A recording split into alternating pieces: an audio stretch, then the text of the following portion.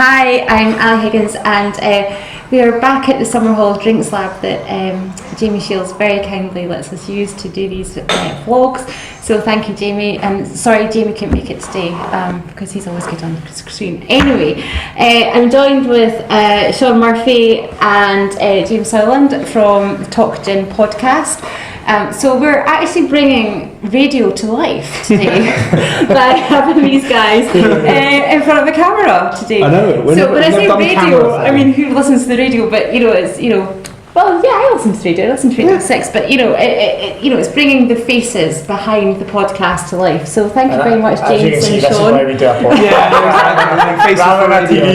Faces for radio, yeah, 100%. So I just wanted to give us some background to your podcast. Yeah, so I think originally you decided to put a podcast together, and I wanted to do it. I thought it'd be a bit of fun to. I mean, not just Scottish gin, but like the whole gin scene in the UK, and really talk a little bit about what was going on and talk to producers, like as an extrapolation of what we both do in our sort of regular jobs, day jobs, not our fun jobs. Our fun jobs obviously this, but yeah, so it's been good. Yeah, it was an opportunity to tell some of the stories. Yeah. We meet some amazing people. A lot of what they do is they're really passionate about, and sometimes they don't get an opportunity or a platform anyway to express that. And also there's a lot of cool industry stuff that goes on that never always sees the light of day. So we hope we can give a sort of balanced bit of a bit of industry chat, bit of banter, bit of fun stuff going on, and give a more in-depth view to what's going on with gin as general, not just Scottish gin. And also given your backgrounds as well with Sean at the Scotsman, Food and Drink, and Gin Galore, and you're with 56 North, and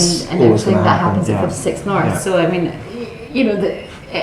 Scotland is producing incredible gins just now. So why wouldn't you want to talk about those? Yeah, I think we've always left that door open so that we can do bigger brands from down south that maybe want to come up or whatever, because obviously smaller brands down south might be a bit hard for them to get up to see us, but some of the Scottish gins, I mean, we've only just really scratched the surface and the people that we've talked to, there's still so many more, and not even just that. I mean, I was talking to the guys that do the gin fall events, and even getting to talk to people who do things outside of, but on the periphery of what producing and stuff, and also you can't forget as well the just amazing Scottish tonics that are out in the market as well. So the mixers is something that's quite special as well to celebrate. So today we're tasting Linden Limes, and the whole history behind I suppose that inspired this gin is quite incredible with Dr. Lind and Lachlan Lime, and the whole... And it's that rich history Edinburgh's got of distilling. Yeah. And it's that thing where Leith was such a hub. Yeah. And it wasn't just a hub for gin, it was a hub for whiskey and spices and groceries and everything. And all the imports that were coming in as well, so the incredible spices on the spice trails that were coming in off the ships. Yeah, that's what I think is really interesting about Leith. When we were doing the writing of the book, I was looking at production of gin in the past, and I mean, although there's not strong sort of evidence of a lot of gin being produced in certain areas, what was really interesting was the idea that there was so many like juniper going out the way over to the Low Countries, and also the amount of spices that were coming in. So all the building blocks were always there, and I think now seeing that happening in Leith with some of the guys that are launching down there with their gins, and especially this new gin Linden Lime, which is quite exciting, I think. Well, apart from Summerhall where we are, most of the distilleries in Edinburgh are in Leith. Yeah. I mean, I think that it's great to see the rebirth of the Edinburgh and Leith distillery and gins. Absolutely. I think the ambitions of the guys at the Port of Leith distillery are incredible. The first vertical distillery, and the amount of funding that's gone into it. I'd encourage the viewers to go and find that online. Oh God, absolutely. It's pretty have cool. a look. The Scotsman Food. Scotsman drink. But also, I mean, this bottle is just quite stunning, and we were speaking with someone earlier who was just saying it's great for pouring, so I'm not going to attempt that.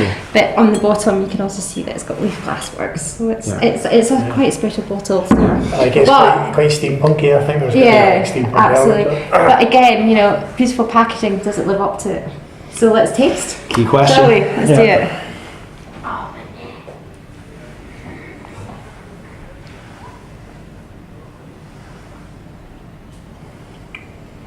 Oh, that's good. The first thing I noticed about that is like it's incredible mouthfeel, like really smooth, easy drinking. I mean, you drink that quite happily without any tonic, easily.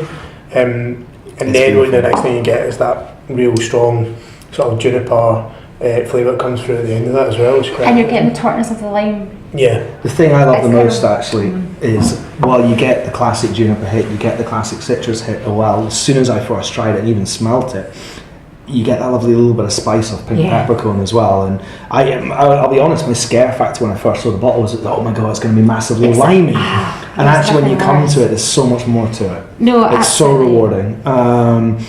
The pink peppercorn provides a nice little bit of heat and spice. The lime provides a nice little bit of almost like bitter citrus. Yeah. The juniper just gives it some oily notes. I mean, it's got an incredible, I'm going to sound geeky for a minute here, but it's got incredible legs on it as well. If you Yeah, swirl it's it around the definitely glass. there's Yeah, a real it has legs. like you say the mouthfeel is quite cold. Yeah, the so- oiliness of the Yeah. juniper is really it's coming through. really beautifully made, and it over delivers if anything. So yeah, so so when I was speaking to the guys at Leaf, they say just drink of a tonic, no garnish is necessary. So shall we have a long Yeah, drink of let's it? go for it. Let's do it. The magic of Thank you very much. Here's one I prepared earlier. yeah, that's right. Well, thank you very much. Thank you, sir. Thank you very So much. just like Cheers, to guys. say cheers and thank you so much for joining us today. Thank you. Thank you. Enjoy. Excellent. It's really nice. It doesn't need the garnish as It well. doesn't I think need the that's garnish. where it benefits everything from it. It keeps it clean and fresh. It does. I just wish it was summer. I was sitting out looking over the Firth, And it's just drinking this. I think I was going to say one of the things that's quite interesting is that differentiation, the idea that a lot of gins nowadays, that kind of garnish aspect of it's become such a key Yeah. component. Yeah. So it's quite refreshing to see somebody that just thinks, no, just drink it and enjoy it without that, which is quite interesting to me. I think that's probably giving you a little point of differentiation from sort of regular brands, but also having the kind of the faith in your own spirit that it will stand up to that. Because 100%. not that I think these garnishes will mask anything, but sometimes that garnish can maybe just give it a little bit more of a punch when it might not have had it, whereas this is obviously easily drinkable without Yeah, that. and a lot of garnishes are used to complement and enhance the botanicals Yeah. that are there, aren't they? But also there's a lovely idea, I mean I'm massively passionate, about this one, is that the only idea that's right is your own idea. Yeah. I don't think any brand should ever be dictating to you exactly what you should do. I think No, you're kicking I the right agree. directions with a lovely idea, but sometimes simplicity is the best. I completely agree with you, and I also think as well the beauty of Scottish gin is that there is a gin for every palate. Well, I just want to say thank you so much for joining us today Cheers, and guys. sharing our Thanks, Ali. wine. So thanks very much for coming. Cheers. Thanks and thank you.